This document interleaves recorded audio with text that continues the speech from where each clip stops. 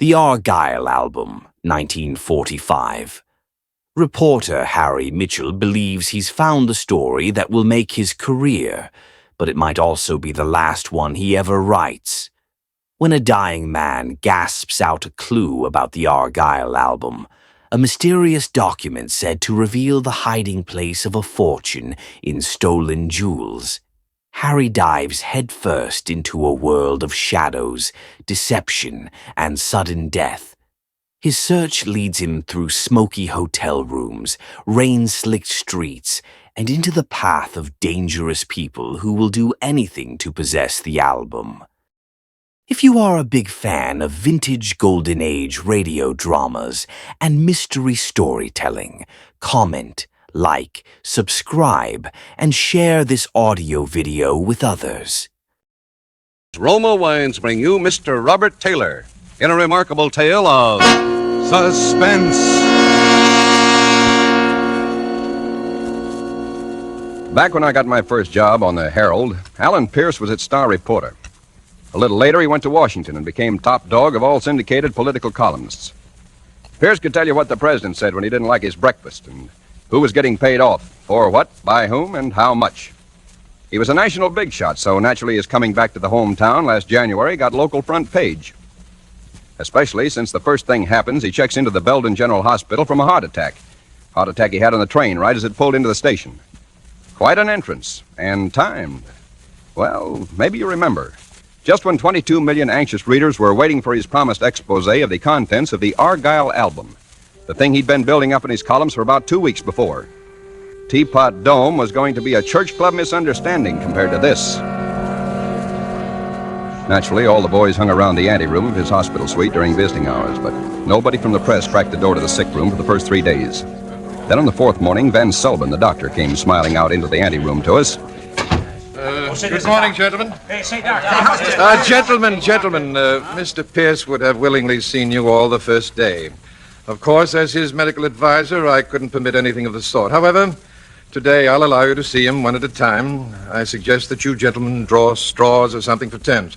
That is, except the man from the Herald. Mr. Pierce asked expressly to see him first. The Herald man, that's Is me. the Herald representative here? Yeah, right over here, Doctor. Do you want to come in now? Right with you, Doctor. Pinky, come here. Yeah, Harry. Dr. Van Sullivan, this is Mr. Melvin Pincus, the Herald's best and, believe me, the quietest photographer. He's very good for patients. I wondered... I'm afraid not, Mr. Mitchell. Okay, Doc. Stand by, Pinky. Right. Nurse, let this gentleman in. I'll be on the 5th floor.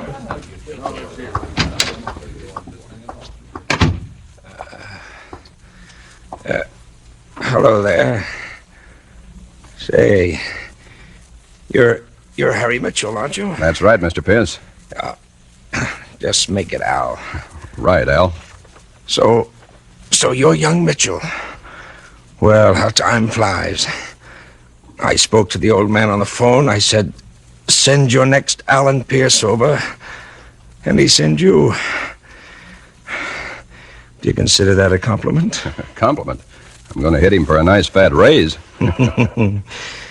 Well, Harry, have you got your questions all written down like good reporters should? No, I don't work that way.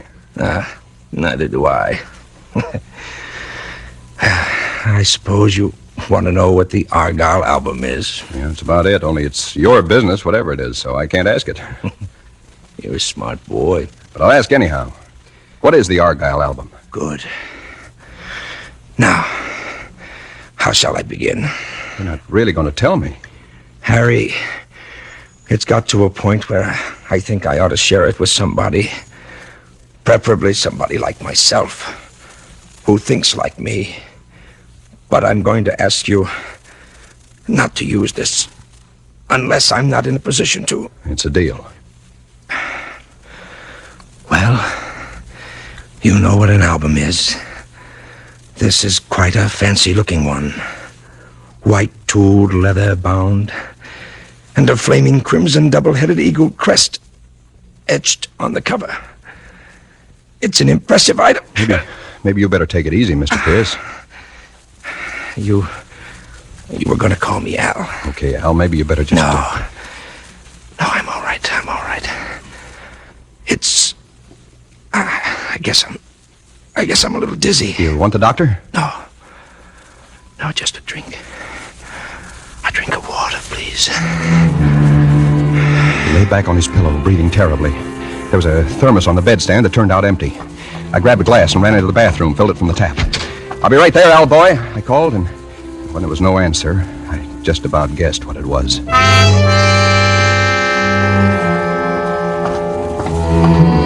Mr. Pierce. Al. Stood there for a while, feeling awfully bad, thinking awfully hard. I finally figured an idea. Hey, Pinky! Huh? Oh, here I am, General. Is he going to pose? Yeah, he's going to pose. Come on in here. Pinky, look at him. He's dead. Huh? Passed out while we were talking. This is our beat. It's big. It's a scoop. I don't want those other tin horns out there cutting in. What are you going to do? Going out and phone. You stay here and don't let anybody through that door. You're not letting me along with him. An old hound like you, are you kidding? I don't like it. I don't like it. I went out to the pay station in the hall and phoned in the story. Then I found Dr. Van Selbin on the 5th floor and broke the news. Between the 5th and the 7th floor, where Pierce's suite was, we picked up the chief surgeon, superintendent, 4 nurses, and litter bearers and attendants. We went through the anteroom where the reporters were. The newspaper boys smelled something was up. Nobody let them in Pierce's room. The official hospital gang and me barged in and headed straight for the bed where the corpse was. I got a funny feeling. Pinky wasn't in the room. Dr. Van Selbin and the chief surgeon went over to the bed and pulled back the covers, and you could feel the shock go through the whole crowd. A long steel scalpel was sticking right up in the middle of Alan Pierce's chest.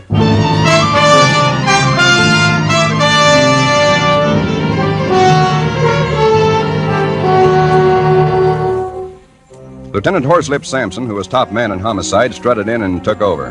He got the story from us and just sat there for a while, thinking. Very professional, exuding brilliance. His Majesty spoke. Dr. Van Selbin, Yes, sir?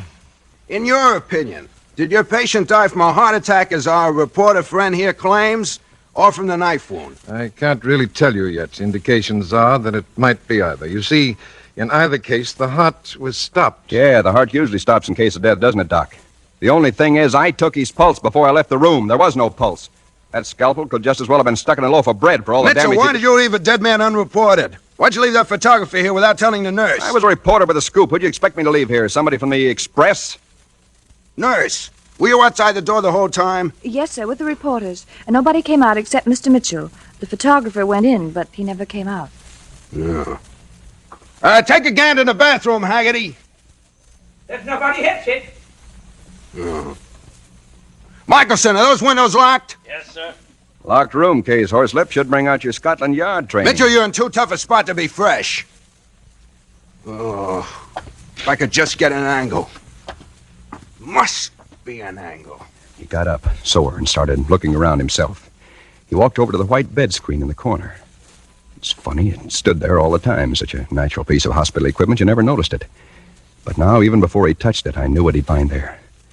He started to pull it aside like somebody looking hopelessly in any unlikely spot for a lost collar button. But before he had his hand on it, I was at the door. I was practically on my way out to the anteroom when they let the screen fall over, showing Pinky all huddled up among his photographic equipment with a surgeon's scalpel sticking out of his neck. Hey! Hey, Michelson! Get him! I yelled at the reporters in the anteroom that they could go in now. The crowd coming out after me met the crowd going in, and I was in the corridor while they argued it out. I was around the corner and in the elevator before they got to the corridor. And I was in a borrowed ambulance before anybody could ask embarrassing questions.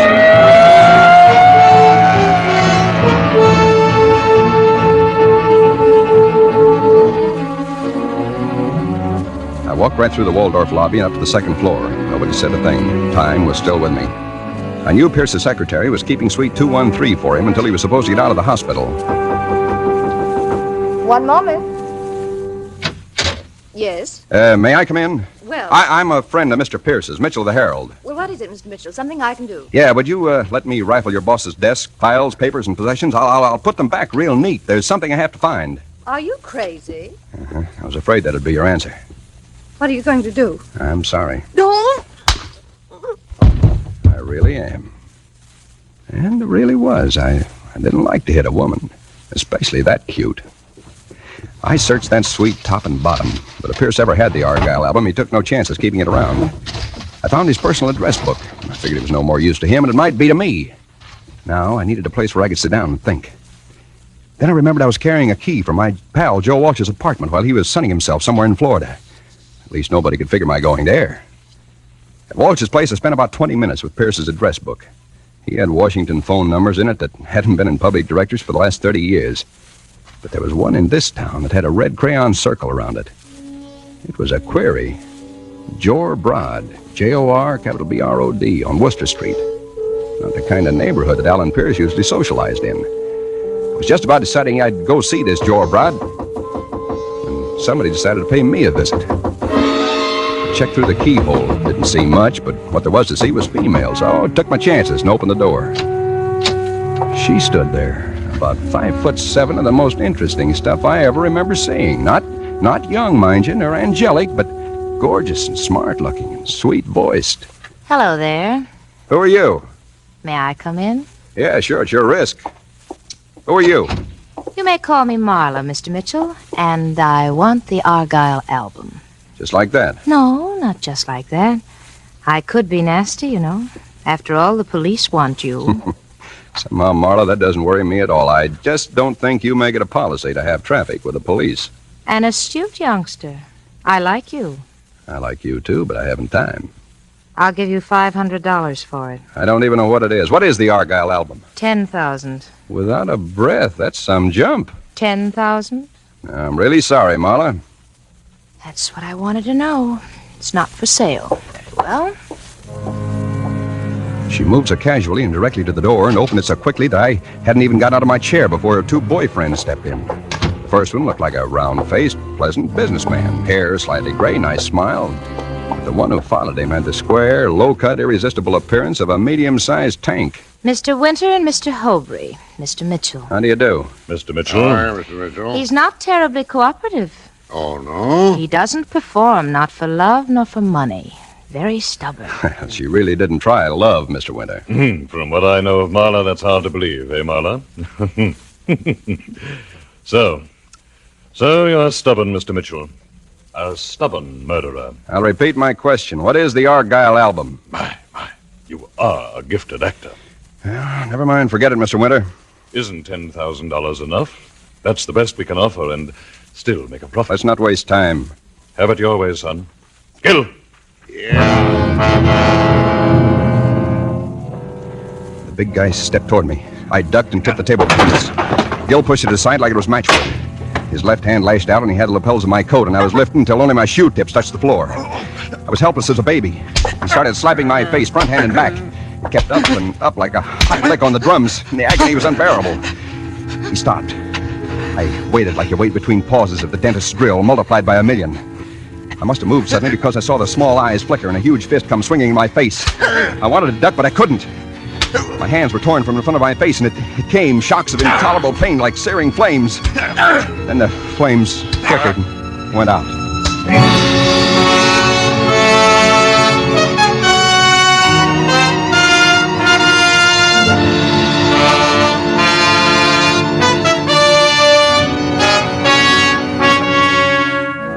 For Suspense, Roma Wines are bringing you as star Mr. Robert Taylor in The Argyle Album by Cyril Endfield.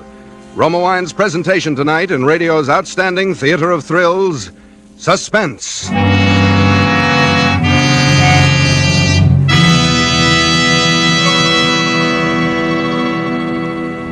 Between the acts of Suspense, this is Truman Bradley for Roma Wines. Happy days ahead. The gay, festive season when guests call, and hospitality is the order of the day. And what better order for your guests than Roma California Sherry? Yes, serving delicious Roma Sherry is a gracious American custom. As an appetizer, Roma Sherry is the perfect first call for dinner. And because Gold and Amber Roma Sherry is a mellow wine with tempting fragrance, natural sweetness, and nut-like taste, it's a delightful treat any time. If you prefer a dry sherry, Roma California Pale Dry Sherry is made especially to suit your taste. For smart hospitality, get both Roma Sherries and give your guests their choice. Like all Roma wines, Roma Sherry is a true wine, unvaryingly good always. And Roma's new low prices save you as much as 1/4. Insist on Roma, R-O-M-A, Roma wines for uniformly fine quality at low cost. Remember, more Americans enjoy Roma than any other wine. And now Roma Wines bring back to our Hollywood soundstage Robert Taylor as reporter Harry Mitchell in The Argyle Album, a play well calculated to keep you in suspense.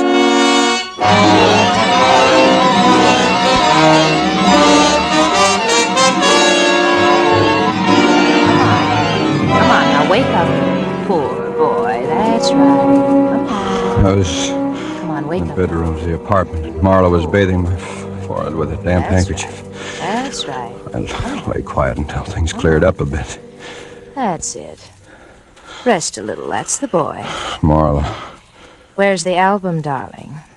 Where's the album? I swear I don't know. I don't know. You don't want me to call him again, do you, Harry? No, please. They're both in the kitchen.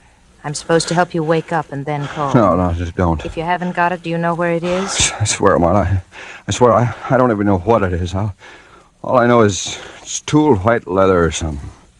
You don't? You don't? All right. Here's what I know. Winter found it originally. He was in occupied Europe then. He doesn't admit it, but I think he was the leader of a looting party after an American raid. It was a sheaf of documents recording the transfer of large sums of money by certain individuals, both German and American. Big men who wanted to make sure that they'd come out right no matter whose armies won. Winter knew that he'd found a fortune that day, a fortune in blackmail. Well, what happened? He kept it in a public locker in a bus station. Normally the safest place in the world. It was in a town down here in Virginia, Argyle. On a 1,000,000-to-1 twist, he lost it.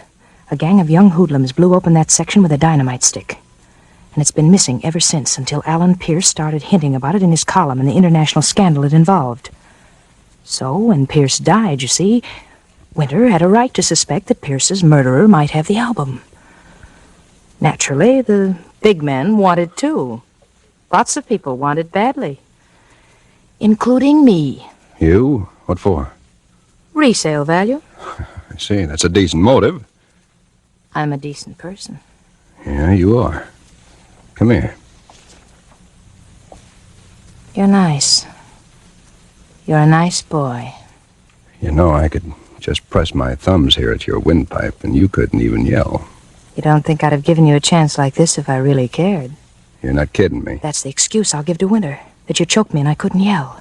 You go down the fire escape. I'll give you plenty of time before I call him. I don't figure. What's in it for you? We'll see each other again, won't we? You'll find it. Hurry up. Okay, honey, you asked for it. Not too hard. It was a funny experience choking a woman deliberately. I squeezed pretty hard, scuffing bruises at her throat to make it look good. I got so mixed up I didn't know what I was doing, and I took her once and kissed her very hard. I ripped her clothes a little and mussed her hair, and when she looked pretty battered, I kissed her again and crawled out on the fire escape and down. I gave the cabbie the Worcester Street address from Pierce's book. It was a junkyard. Jor Brod's junkyard.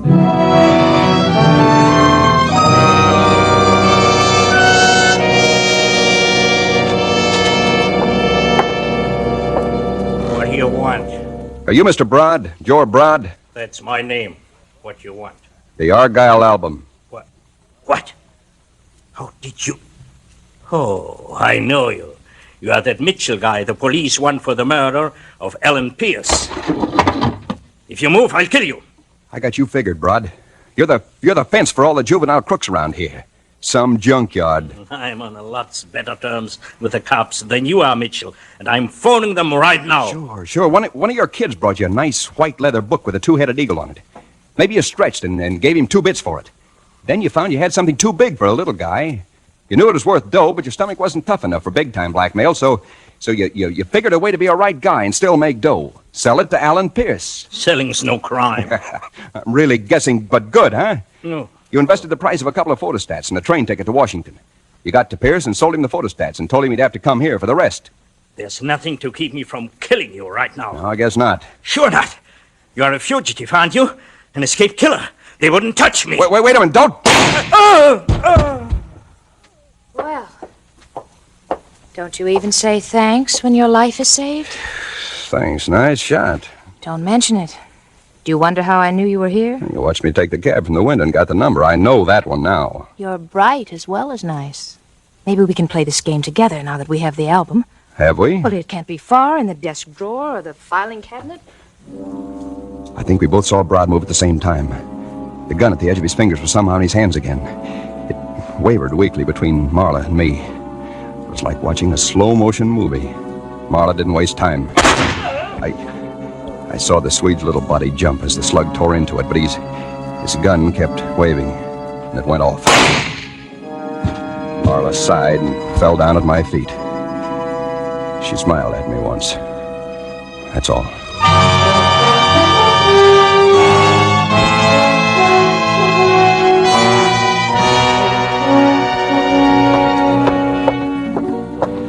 I walked through 3 cops in the halls of the police station, getting no more reaction than a nod of greeting, and entered Horselip Sampson's office. Oh, thanks for the phone call, Mitchell, but you gave us a bum steer. What's your angle? Bum stare, I saw the shooting. We found the woman, very dead indeed, but there was no man. Sure, Brod. He didn't look alive when I saw him last. Well, he wasn't there. Well, I'm only telling you what I saw. Now, what do you expect us to do with you? Oh, book me on suspicion of murder. The murder of who, might I ask? Alan Pearce, naturally. Hey, do you want to confess? It's not bargain day today, Lieutenant. Well, it's just an angle. Say, did the autopsy on Pearce come through? I was wondering why you gave yourself up, yeah. He died of heart failure like you claimed, only because he was so loaded with dope even a normal heart would give out. Dope? You mean poison? Same thing. Too much medicine. And Dr. Van Selbin, the one who dosed him, has disappeared. Took a powder. You're not even runner-up for suspect now, Mitchell. Hey, maybe the one who stuck the scalpel into Pearce just wanted to create suspicious circumstances around the death just to be sure there'd be an autopsy. That's an angle. And how about Pinky? And how did the murderer get in and out of the room? Well, that's an angle. Hey, look, Mitchell, do you want to be held? No, I don't. Then stop asking questions I can't answer. Go on, beat it. I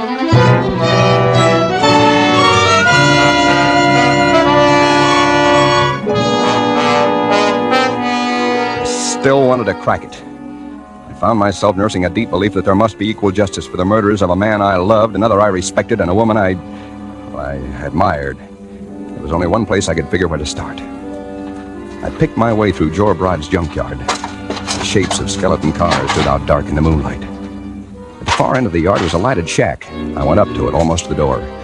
Somebody pushed from behind, and my own body knocked the door open. Get in there. Brod was propped up in a chair facing me, his eyes wide. Winter stood beside him, and Gil walked up from behind me alongside. Get in there. Come in, Mitchell. Thanks. Well, Mr. Mitchell, this is a proper ending. Another demonstration of the ascendancy of will. Is he alive? Who? Oh, Brod here. No, not now.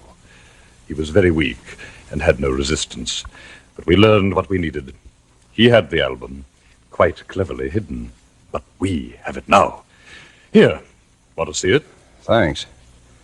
Say, who hired Dr. Van Selbin to kill Pearce? A very powerful and very wealthy individual, most concerned with retrieving the album, Mr. Mitchell. But you didn't want it to be heart failure. You wanted to force an autopsy. That's why you stuck the scalpel into the corpse. That's rather clever of you, Mr. Mitchell. In the hospital, you were dressed as an attendant, right? You got behind that bed screen sometime early in the day, probably early in the morning before Pearce woke up, right? You were willing to wait a long time for what you wanted. It was very tiresome. You hoped to find out from Pearce where he'd hidden the album. You found out instead that Pearce didn't have it. But you knew that Pearce was going to die anyhow from the overdose, so you decided to put the doctor in a compromising position with a scalpel, forcing the autopsy. There's only one conceivable reason for you to have placed yourself in a hazardous position just for the sake of compromising the doctor. And what, may I ask, can that conceivable reason be? That you are the powerful and wealthy individual who got Dr. Van Selbin to do Pearce's murder. That you're no more Mr. Winter than I am. Well, The original Mr. Winter who smuggled the album out of Europe, you eliminated when he first tried to blackmail you and your fellow thieves. By that line of reasoning, I was able to do a little research in the files of my reporter's memory. And in spite of the fact that you have no mustache and that there are several other slight physical changes that could easily be adjusted, you have an amazing resemblance to the very powerful, very wealthy Mr. Gerald K. Avery. Huh? What's that? a theory. But isn't this indulgence in violence a strange occupation for a man like Gerald Avery? Not at all, Mr. Avery. A man doesn't become an international power by going to Sunday school every week. You decided nobody could do your dirty work for you better than yourself. I suppose you felt you needed help, so you got a professional adventuress like Marla to work with you, on the grounds that you yourself were an adventurer, a blackmailer. Same goes for Gil here. Your time's run over, Mitchell. And Pinky. Of course, it doesn't bother you that you killed a nice guy with a nice family. To you, he was only in the way. You stuck the scalpel into Pierce's corpse to save yourself some more trouble. The trouble of paying off Dr. Van Selbin. He'll probably show up floating. You dragged Pinky behind the screen and you got behind with him and hid. Then when all the doctors and attendants broke into the room and rushed around Pierce's bed, you stepped out casually from behind the screen and mingled with the crowd. You were dressed for the part. As a reporter, Mr. Mitchell, would you describe that exploit as daring or brilliant? No, Mr. Avery, I'd use the word selfish, traitorous, foul. Your morality sickens me. No, Mitchell. There's only one more thing you didn't count on. Gil here. Gil has nothing to do with this. Oh, yes, Keep he has. your mouth shut, I'll do nothing Mitchell. of the sort. I'll tell Gil. Let him talk. Why, Gil, you fool. Let go of my arm. Let him talk. Thanks, Gil. And just keep hold of his arm, will you? Talk. Okay. As I was saying, Mr. Avery, you forgot that Marla and Gil have been playing along with you because they figured you were their kind. There's a certain honor among little crooks, but not among you big-timers, Mr. Avery. Now you have the album that couldn't hurt anybody but yourself. Who's to blackmail? Where's the payoff? Gil's wondering what's going to protect his interests, aren't you, Gil?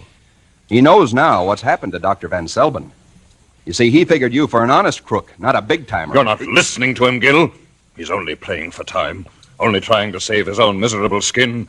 I'll pay you off, Gil. I'll pay you more than you ever dreamed. So, you really are Gerald K. Avery, huh? Don't be an idiot, Gil. You cooperate with me.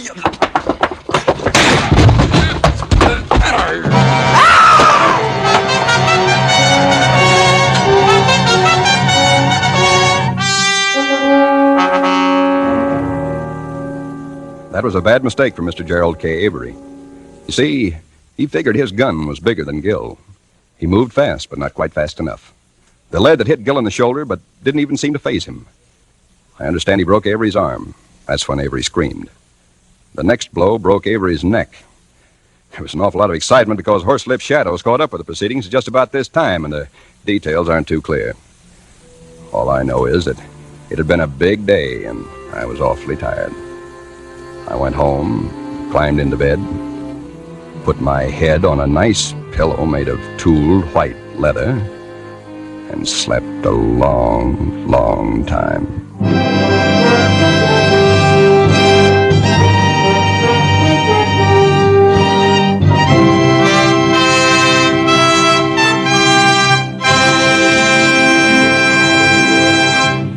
Suspense, starring Robert Taylor in the Argyle Album. Presented by Roma Wines, R-O-M-A, made in California for enjoyment throughout the world. 11 more shopping days to Christmas. No shopping worry for those who plan to give fine Roma wines this year. Roma wines are easy to buy, always welcome. And gifts of Roma wine can be as impressive as you wish. One bottle, several, or a case in colorful wrappings. Says famed hostess Elsa Maxwell, gifts of Roma wines are always in perfect good taste. Flatter your friends. Save time and money with gifts of Roma California Sauterne or Burgundy. Delicate, pale gold Roma Sauterne. Red, robust Roma Burgundy. Make meals more flavorful, more friendly. Remember, all Roma wines are true wines from selected grapes, unhurriedly guided to taste perfection, then bottled at the wineries in California. Now, Roma's increased sales make possible new low prices. No wonder more Americans enjoy Roma than any other wine. Insist on Roma, R-O-M-A, Roma wines for good living, good giving this Christmas. Robert Taylor appeared by courtesy of Metro-Goldwyn-Mayer, producers of They Were Expendable. Next Thursday, same time, Roma Wines will bring you Keenan Wynn and Hume Cronin as stars of Suspense, radio's outstanding theater of thrills. Produced by William Spear for the Roma Wine Company of Fresno, California. This is CBS, the Columbia Broadcasting System.